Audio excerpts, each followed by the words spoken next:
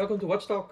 My name is Daniel from Renaissance Watches, and today I'm really happy to announce the second episode. Today we have Timo of Wristler. Thank you so much for coming and actually inviting us to be here in your office today. Yeah, well, thanks for coming over. It's been a pleasure already talking about watches, and yeah, looking forward what's gonna happen. Yeah, for sure. Great. All the best. Most important question, of course, what are you wearing on your wrist?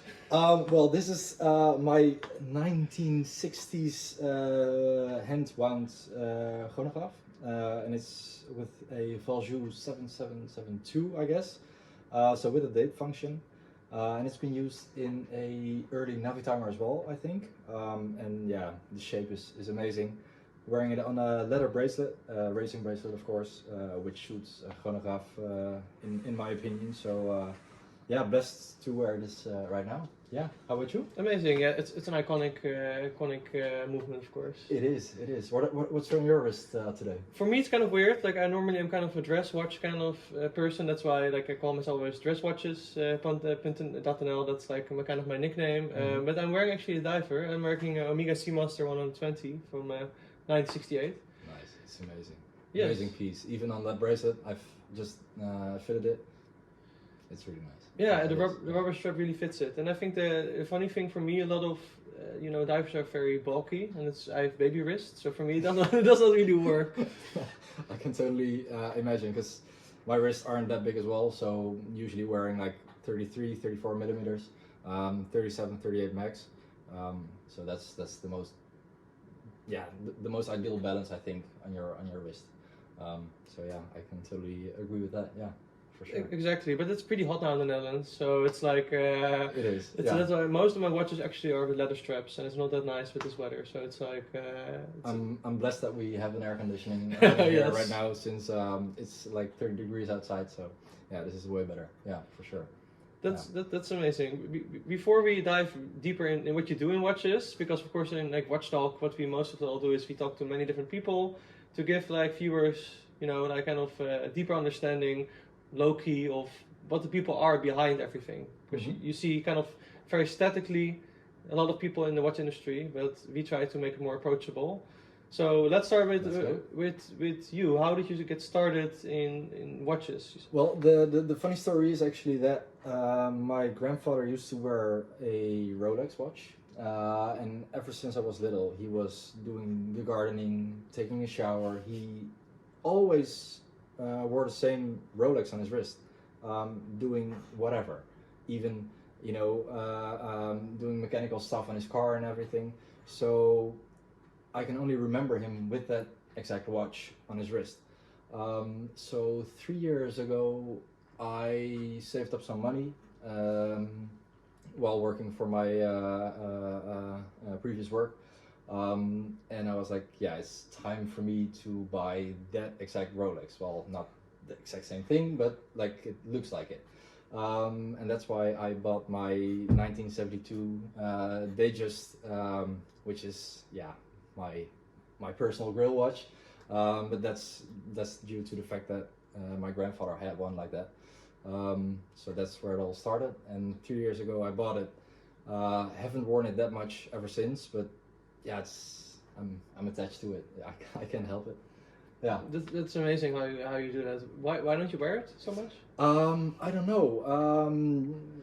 Even though it's like a classical one and it's really comfortable, I usually pick something that's not that recognizable on the streets. And if you're in this business and you're away a lot and traveling a lot, I usually pick something that's not that familiar to everyone's eyes. And I wear it when I'm here at work or at home or something. But yeah, I don't know. I just love to look at it, and that's all that matters. Yeah. I can relate. Like I used to have a 16234, and I only wore it like inside, or it was in the safe, and it was like there was no point to it, even though it was for sure not my most expensive watch. But with the Rolex, like I live in Amsterdam, so then it's like it's it's pretty risky to wear a Rolex. So it is. No, but that's some part of the game. But that's to look at it, to feel it, to be back in time, remembering that I was like this high, and that brings back memories, and that's the most important thing for me. And I don't have to wear it to keep reminding me of those days. That makes a lot of sense. So tell me, which watch do you wear the most? That's actually this piece right here, and this is my Seiko, Grand Seiko. So it's a double logo, silver dial, 34 millimeters on a green leather strap. It's really comfortable. It always ticks. It's really precise, and people, some people love it, some people hate it. But I personally love it, and I wear it like all the time. And I never can get enough of the dial, the sunburst. I think it's amazing. I agree. I think 9F movements are very underrated, especially 90s pieces. Like, one of the things why I started Renaissance watches was to give like underrated watches more love, you would say. So I can imagine. Yeah. I personally have had like 4 or 5 of these 90s Grand Seiko quartz watches. Yeah, I think it's amazing, and they're really underestimated, and I hope they're coming back sooner than later. But I think so. And it's not due to the fact that it's an investment or whatever, but I saw it on the internet, and I thought like, hey, I need this right now. But I agree. Yeah. And for me, underrated should not be about, that becomes more expensive later. Underrated means more that we're all watch lovers, but we don't have endless money, so we want to buy something really cool, like with a cool story, cool design, cool like mechanics behind it, for like a price that you can afford. And for sure. Yes. Yeah, for sure. So yeah, it's something that I think everyone needs a Seiko in their life and in their collection. If it's a diver or a Grand Seiko or whatever, just add one to your collection, wear it, start enjoying it, and be blessed, I think. I agree. My first watch I ever bought for myself was a Seiko Sharp 033. So okay, yeah. That's it's. But sadly, I did sell it. I used to have this period, where you have basically was flippering all my watches. So none of the first era I have almost.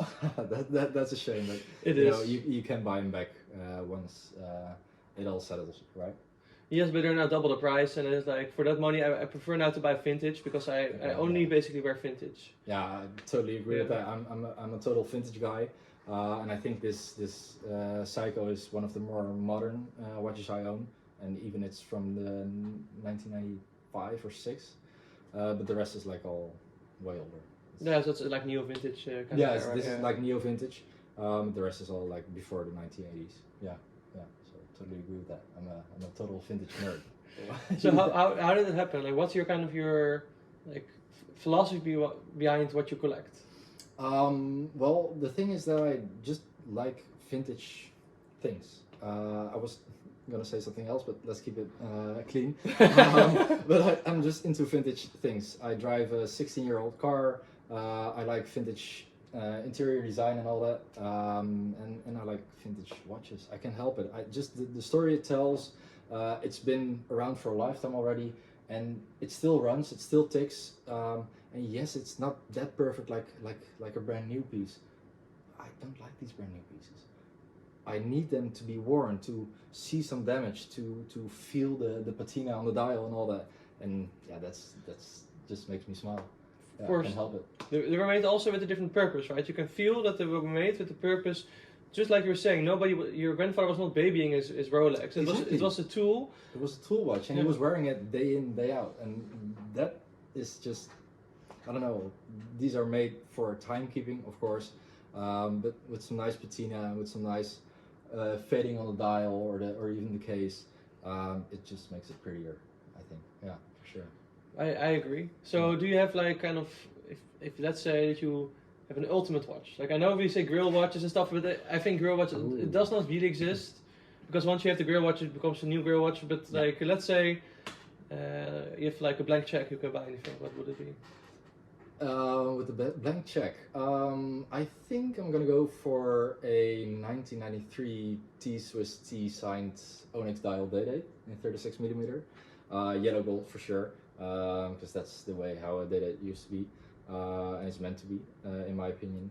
But that Onyx dial with the yellow gold, I've had the pleasure to see one in the flesh a couple of years ago, and that was the moment I thought like, yeah, shit, this is it. So, and it's gonna cost around 35 to 45k. So it's like crazy a lot of money for a watch, but I think I wouldn't buy like this AP for like 100k plus or something like that, because I'm not gonna wear it. But like a T-Swiss T signed Onyx. You can see the Dutch culture, Calvinistic. It cannot be too much, right? It can't be too much, no, for sure. And I think I've worn a couple of Daydates in 36 millimeter, and I'm really comfortable with the size, with the bracelet. So yeah, it really suits me, I think, because that's an important thing as well when it comes to collecting watches. You can buy something that you expect that you're gaining a bit of money, but needs to suit you, and I think that's the most important thing. Get something that you like, that you can wear, that you can enjoy, that you can even share with your friends or family, and if you're making a bit of money on it a couple of years later, hey, well done. But like, that's not the point of collecting watches, I think. I agree. I think it's too much of a focus on it. Like, I think too many people talk about what will go up in value. Like I always say, if you want to make money, invest in something else. Like it's Yeah, for sure. But like the last couple of years and even the last decade, if you can see like stocks, real estate, even cars, and cars used to be like a really bad investment, and pre-owned watches, pre-owned Rolex watches, everything went sky high. So I can imagine that there is some sort of idea that it will be the perfect investment, and it can be. When we look at the data from the last decade or so. But who says that's going to be so in the next 10, 20 years? Of course. I don't know. That's the reason why I love vintage. All vintage watches are always discontinued. So it will never be made like that again. With that kind of dial, with that kind of look and feel and that kind of emotion to it. And if I see like a modern Rolex Datejust or whatever, it's nice.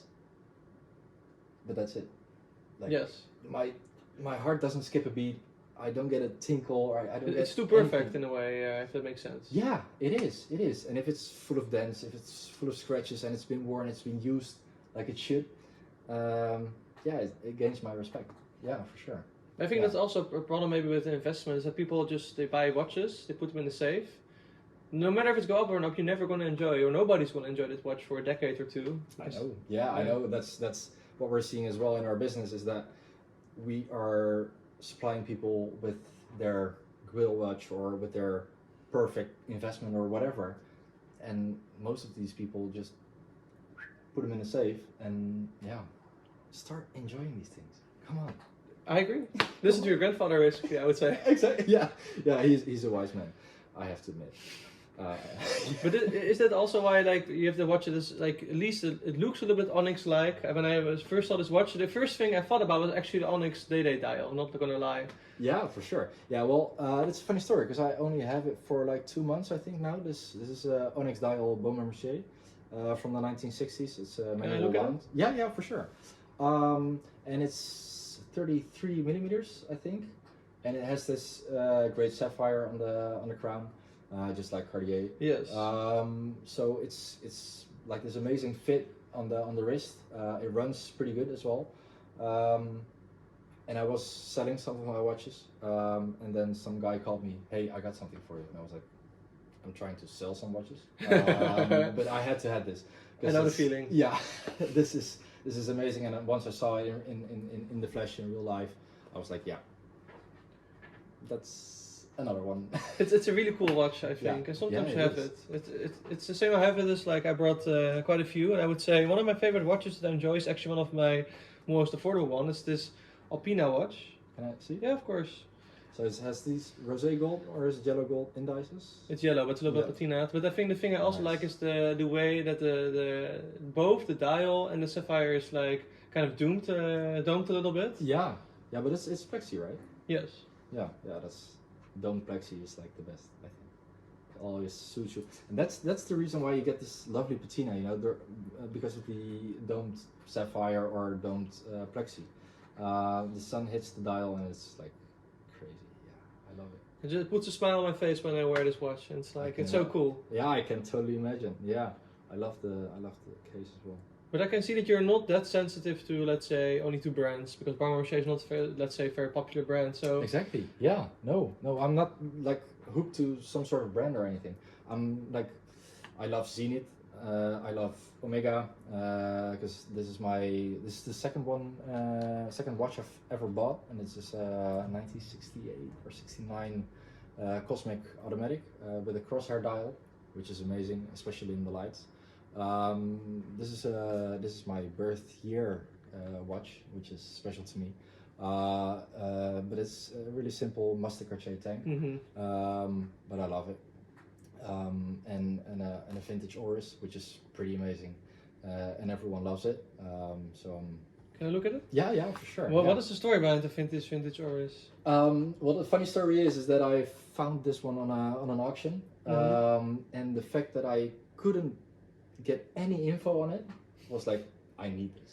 I need this. I need to see it. I need to feel it. I need to open it up, have it checked, and so I called the guys at Oris, and they were completely amazed by the fact that there's still one around. So yeah, and it's right here. So it's amazing. It's a Oris Toledo with a quartz movement, and it's really cool. got the Clou de Paris finishing, both in the dial, in the case, and in the bracelet. So it's fully integrated, and it's amazing. Yeah, It's really beautiful. It wears really comfortable. It's kind of now getting more in style as well, with like a lot of people like Piaget kind of watches. It's very. I love Piaget. Yes, these white gold Piaget with the Clou de Paris. Yeah. Come on, buy them all. Yeah, for sure. I love them. Yeah, I just need the funds. So can somebody? Help me? I guess the problem is with Piaget that now they're already going up. So I'm curious. Yeah. Also, maybe for like the people that are listening, what are watches that you think not because they will go up in value, but more because they're just such a nice buy for the money. What are good, some underrated vintage watches? That's a cool one. I think the Cartier Santos Octagon. I think it's 27 millimeters or so. With that, you have these gray ghost dials or the red dials. Amazing pieces. So elegant. Wears pretty comfortable as well. They do scratch a little on the bracelet, so you have to just keep in mind that it scratches. But you can even get one for around 2.5K ish. You say 27 millimeter. That's very small, right? Yeah, but I think smaller watches are getting back as well, and I love wearing smaller watches. So that's from a personal stand of view. But I think these smaller watches, and especially the Octagon or even the bigger Santos mediums, are getting back as well. Yeah, for sure. So I think Cartier is doing a good job. The same goes for vintage Omegas. For example, your amazing Constellation with the pipe and dial. I love it. It's amazing. But if you can find that one, I think for around 1,500 to 2K for a nice example, I think that's the perfect one to wear on a daily basis and enjoy and just keep it for like 10, 20 years.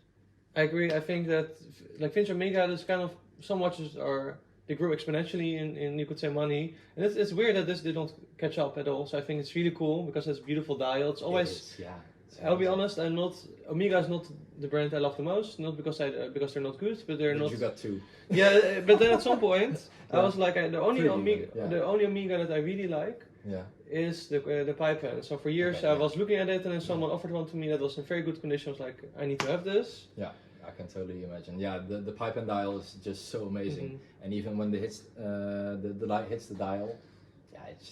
It pops and it shines bright like a diamond. Yeah. Especially with this weather, it's like it's perfect. It is. It's the perfect fit, and I think that people underestimate the power of these vintage watches as well. Because even a vintage JLC or vintage Oris watches, these divers are really cool. These vintage Oris divers, these are really cool. Or a vintage Zodiac or whatever. These are pretty affordable. Go ahead and buy them as long as they're authentic. But of course. These pieces can go wrong. I agree. It's like I've had quite a lot of brands in my collections, but actually a lot of the ones I enjoyed the most were not the most expensive ones. Were just the one that you love the most. Like this Alpina, for some reason I love, But can imagine. it's Yeah. also when you talk about zodiac, I like look at this. This is like 24-hour dial. It's Yes. Yeah, but this is they don't make watches like this anymore. I agree. Especially Although with those dials. I would say that Zodiac is actually making a nice comeback. I will say modern as well. I think so. Yes. Yes. I hope they're getting back in the market as strong as they used to be. But I love these things. Yes. Yeah, this looks amazing. Especially with this bracelet though, with the even colored Yes, stripes, indices, whatever exactly. you call them. Yeah.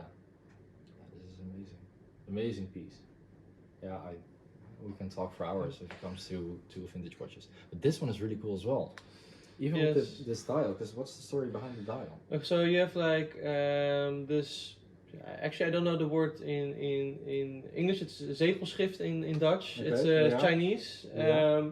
And basically, when I was dating my now wife, I was like, I need to get her a watch. I need to give her the watch virus, you know. So Sure, yeah. she never wore a watch really before. So I was like, okay.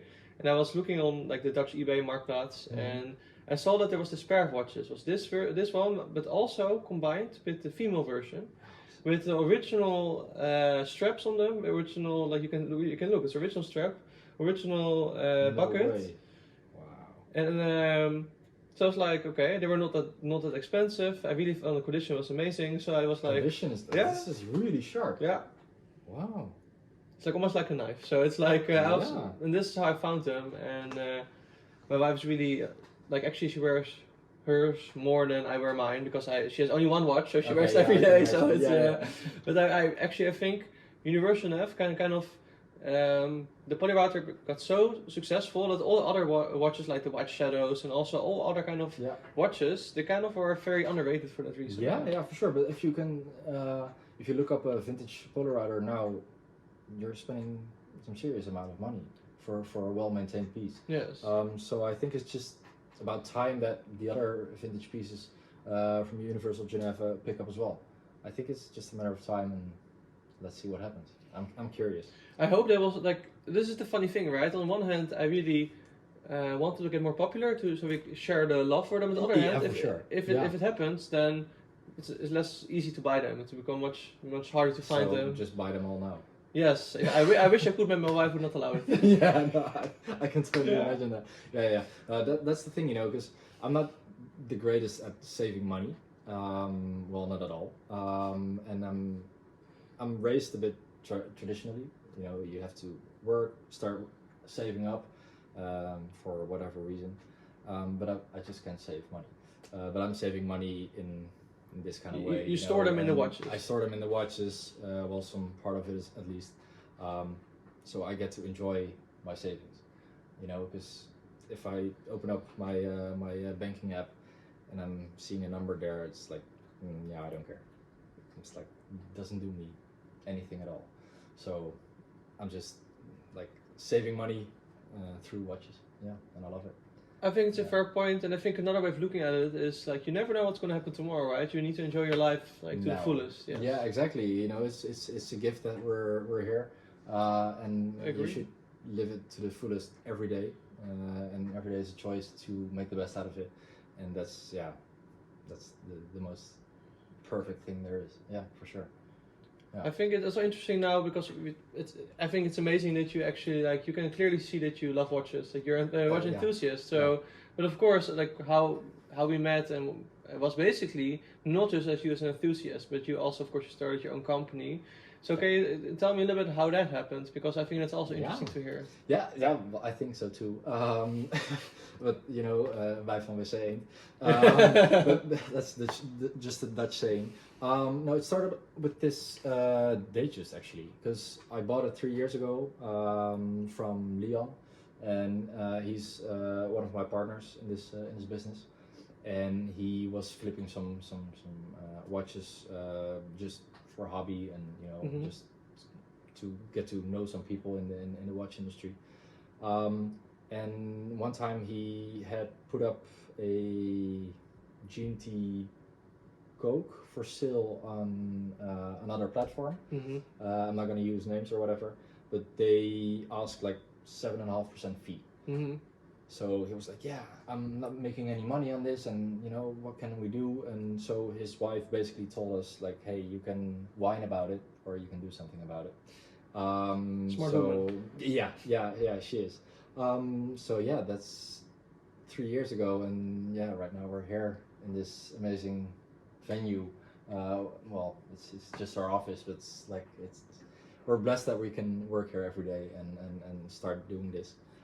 So yeah, we basically ended up building our own platform and our own marketplace for enthusiasts only, starting with watches from €1,000 and up, and we check all the ads that come online. So it's time consuming, but we're sure that everything checks out.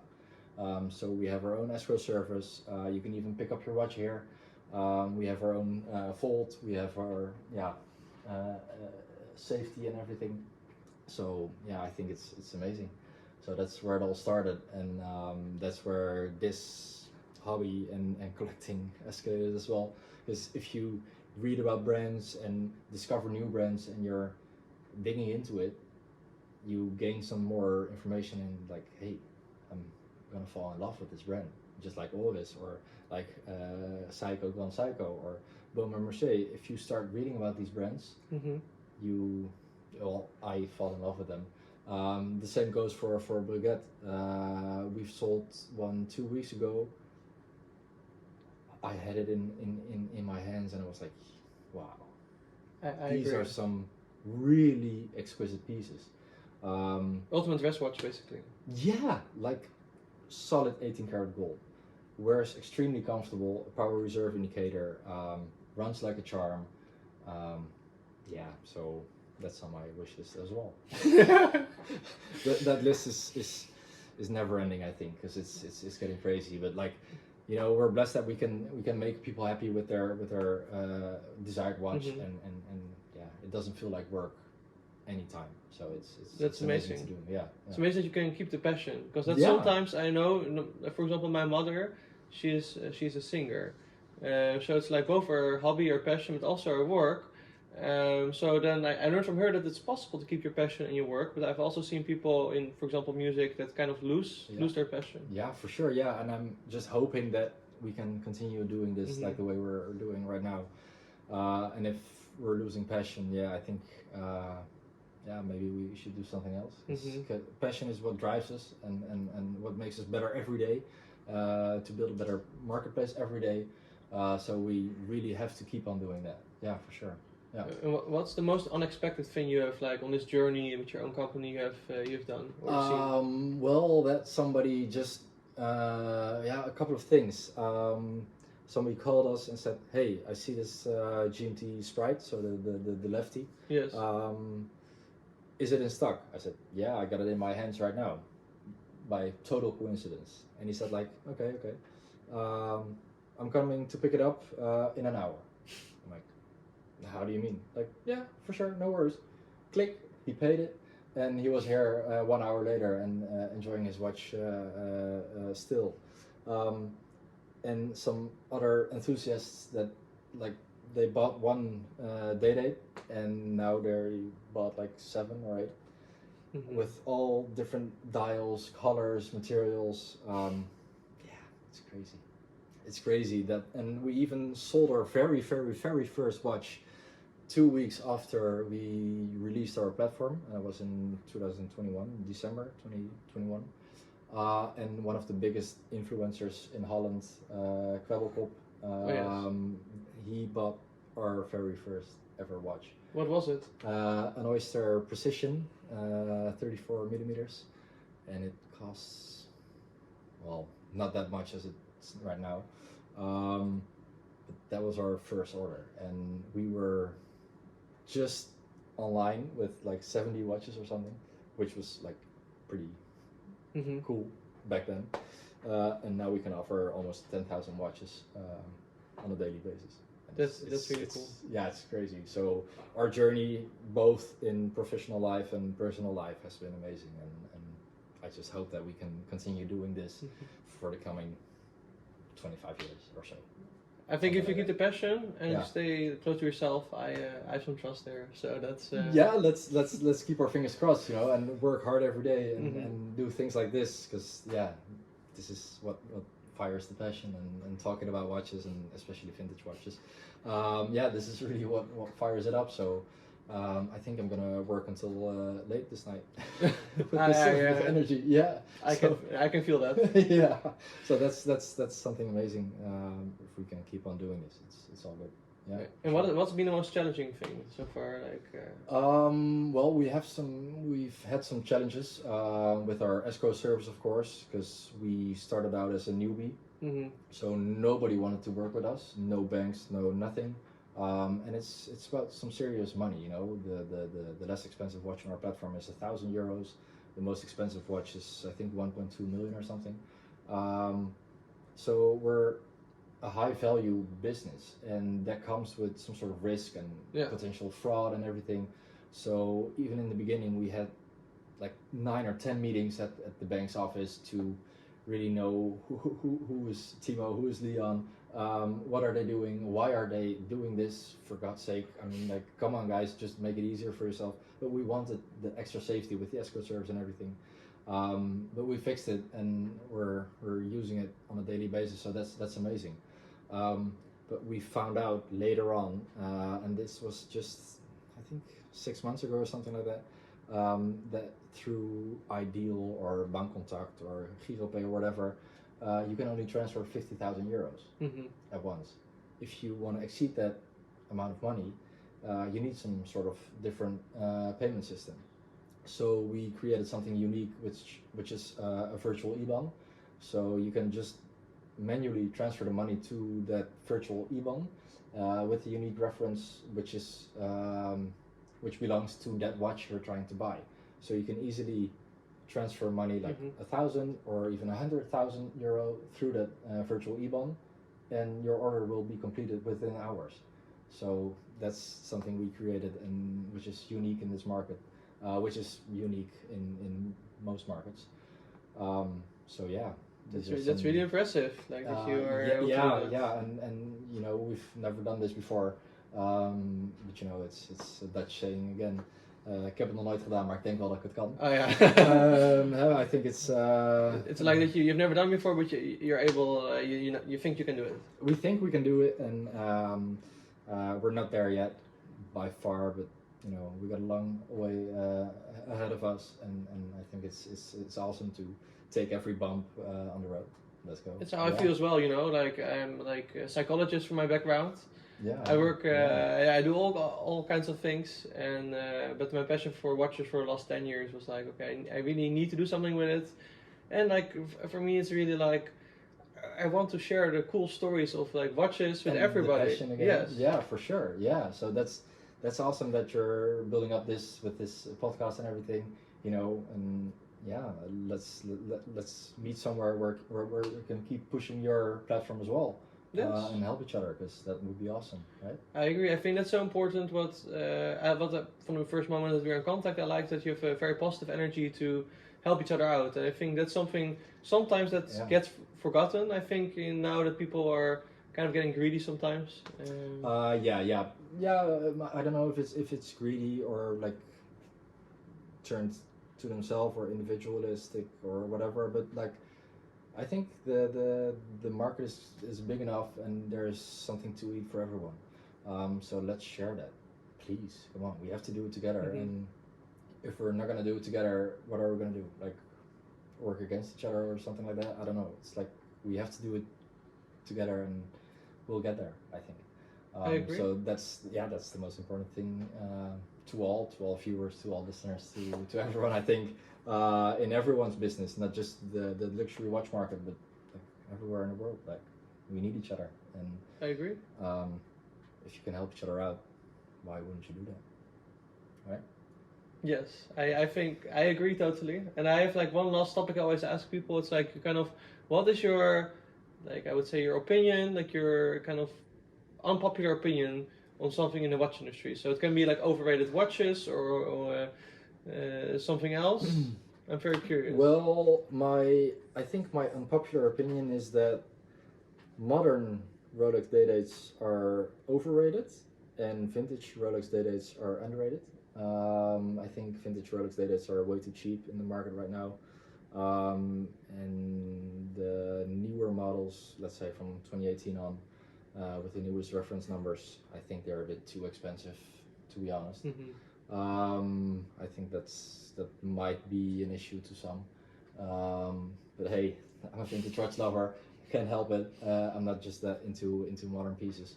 So I think that's my unpopular opinion. And what would be the most underrated one? Like if you really go back to 1803 or something more modern? No, I think the single quick set, so the 18038 or the 18238, so the double quick set, with a brown vignette dial, a diamond dial, or just a champagne dial with the English date wheel or the day wheel. I think that's just, you can't go wrong with these pieces, and you can pick them up for like 17, 18, 19,000, which is a crazy amount of money. Don't get me wrong, but it's solid gold. It's an amazing movement, and if it's in a good shape, you can take care of it for the rest of your life, and you don't need anything else. So I think it's the perfect all-day watch. Maybe it's a bit too shiny, so might even go for a white gold version, but like, I think it's amazing. Yeah. I think they're very cool. I think like my favorite Rolex is 1016, but after that I would say it would be like a vintage Day-Date. Although I'm not really a Rolex guy that much, I would say. I've had 2 Datejust. I think they're very cool. Yeah, they are. But I think when I look at 18, 19,000 euros, you can get, that's my opinion, you can get so many watches. For sure, yeah, but that's the whole problem with us being passionate about watches. If you can say, let's spend like 5K on a watch, what would it be? Would it be one watch, or would it be maybe even 2? Because you have twice the pleasure of hunting down that watch, closing the deal, and getting your hands on that desired watch. You know, and the same goes if you have to spend 10K or 20K or 100K. Would you be spending it on just one watch? And I think that's always a question that really keeps running through my head, and like, hey, you can do this, or you can maybe be a bit creative and do better, or you know. And I think that's one of the pleasures in life, especially in this market. Yeah. I agree. I think you should really look at like what gives you the most pleasure. So it could be for some people it can be the Day-Date, for some people it can be something else. For some people it can also be like a Seiko 5. I love Seiko 5s though. I've had like 5 or 6 of them. They're amazing pieces. And you know, the pleasure always begins with hunting them down in a great shape. And I think that's the cool part of getting your watch, even though it's like a Casio or a Rolex or whatever it is. Yeah, for sure. I agree, and I think it evolves. Like when I used to do it, like I also, just like you were saying about your business partner, for me, I used to go to the Eihalle, which is like kind of like this marketplace, not really for watches, but there were some watches always. I would always get there some vintage Longines. That's how, for example, my love for vintage Longines started. I can totally imagine. Yes. Yeah, and Longines is amazing, and you know, with a simple 3-hander or a sporty diver or whatever, they have plenty to choose from, and it's pretty affordable even. Yeah, especially vintage pieces. I think but I also think modern, they're doing quite a lot of with the Zulu time and stuff. They're doing really cool things. Yeah, they are. Yeah. But for example, I own a Ultragram. It's a very cool story of like the first mass-produced like high beat movement that really was like, Longines at the time was like, we are the accuracy movement in the world. That was their claim when they were doing this. It's amazing, right? Just after like Jérôme Perregaux and others with their high beat movements kind of won all the competitions. So I think it's really cool to have such history for around 1,000 euros. I think that's it's a bargain, right? Yeah, exactly. You know, and it's a lot of money, but like if you hear a story behind it and really get to that point of that, you know, the look and feel and the history of a watch or a movement, 1,000 euros isn't even that much. Yes. If you think about it, but like, hey, everyone's got their opinion on it. I can imagine, but of course. Yeah, for sure. I think it's the craftsmanship and the art. It's like I was having a conversation yesterday, and it's like it's like mechanical art that you're wearing, right? Mechanical art. Yeah, I think that's the best thing in this podcast right now. Mechanical art. Yes. Yeah, for sure. Yeah. Because it's like practically you don't need to watch. You have a phone to tell the time, so you wear it for the emotion. Exactly. And just like you were saying about generations, so there's a connection with previous generations, and there's a connection with future generations. I think that's so awesome. Yeah, it is. It is. So and you know, enjoying your watches now and maybe giving it to the next generation or your grandkids or whatever. How beautiful is that, right? Exactly. So yeah. Thank you. I have one final question. Our next guest is going to be Constantine, and he's like a writer. Also, he's also a watch enthusiast, but he also writes professionally about watches. So the question is, if you would have to ask him any question, what would be that question? What's the topic you will never write about in the watch industry? That's a very good one. I hope so. I'm curious about getting to know him and hearing the answer. Yeah, for sure. Thank you so much for this conversation. It was really my pleasure. And we'll see each other soon again. Yeah, perfect. Thanks, man. Thank you for watching, and see you in the next Watch Talk.